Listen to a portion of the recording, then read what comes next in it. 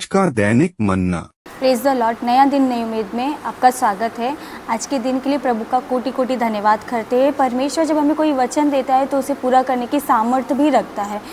जैसे कि कभी कभी हम किसी परेशानी में फंसे रहते हैं तो हम परमेश्वर को न ढूंढते हुए मनुष्य को ढूंढते हैं कि क्या मनुष्य हमें इस परिस्थिति से बाहर निकालेगा। कभी कभी हमारा इतना निंदा अपमान होता है, हम इतना कुछ सहते हैं, फिर भी हम मनुष्य को ही ढूंढते, उस जीवित खुदा को नहीं ढूंढते जिसने हमारे लिए सब कुछ किया है। उसी तरह परमेश्वर का आज का वचन ये कहता है, क्योंकि तू और निसंदेह सब कुछ छुड़ा ले आएगा।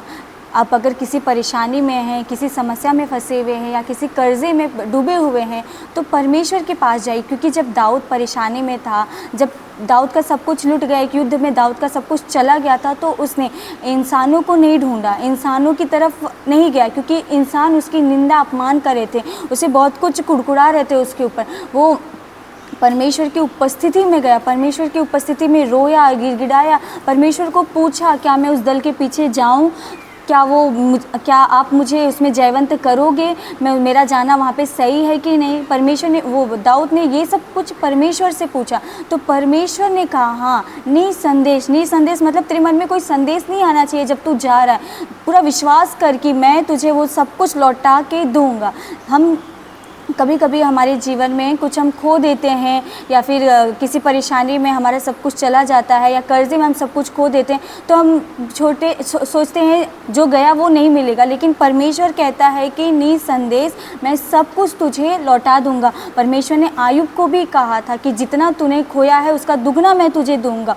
क्या परमेश्वर जब आयुब को दे सकता है, क्या वो परमेश्वर हमें नहीं दे सकता। परमेश्वर जीवित है, वो हमारे साथ चलता फिरता है। आपने जो खोया है परमेश्वर से मांगे, निश्चित अगर परमेश्वर की इच्छा होगी तो परमेश्वर उसे लौटा के देगा। लेकिन जब आप मांगते हैं तो अधूरे मन से नहीं, पूरे मन से मांगे कि परमेश्वर अपने दाऊद को दिया, अपने आयुब को दिया तो आप मुझे भी देंगे। लेकिन मनुष्य के पास जाने से पहले आप अपने जीवित परमेश्वर की उपस्थिति में जाइए, बाट जाइए, और जो परमेश्वर आपको वायदा देता है, वचन के द्वारा आपसे बातें करता है, उससे एक मेडिसिन की तरह, एक दवा की तरह बोलते रहिए। बार बार उसे ध्यान मनन कीजिए कि परमेश्वर आपने कहा है आप उसे पूरा कीजिए, आपने कहा है ना आप उसे निश्चित पूरा करके दीजिए। जिस परिस्थिति के लिए कहा है, जिस कार्य के लिए कहा है उसे आप पूरा करके दीजिए। दाऊद उस युद्ध को छुड़ा के लेके आया और उसके बाद लोगों ने उसकी प्रशंसा की, उसकी तारीफ़ किया। वही लोग जो उस पर कुड़कुड़ा रहे थे वही उसके बारे में फिर अच्छा बोलने लगे। आज लोग आपको देख के निंदा अपमान करते होंगे, कुछ गलत बोलते होंगे, उन्हें मत देखिए, परमेश्वर की उपस्थिति में जाइए। वो जितना आपका निंदा अपमान हुआ है वो सारा रिटर्न करके देगा, उन्हीं के बीच में आपके सिर को ऊंचा करके देगा।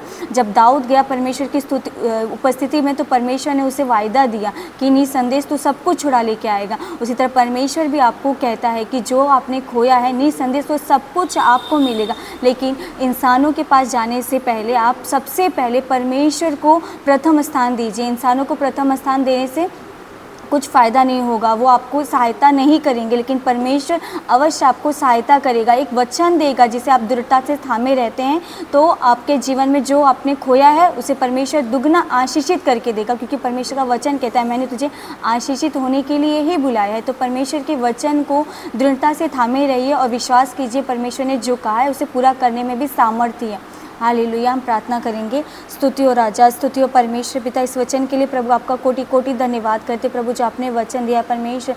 जब आप दाऊद के ऊपर लोगों ने कुड़कुड़ाया परमेश्वर, तो दाऊद जब आपके पास गया तो आपने उसे वचन दिया, वही वचन आपने परमेश्वर आज के दिन हम लोगों को दिया है प्रभु, उसके लिए धन्यवाद करते राजा।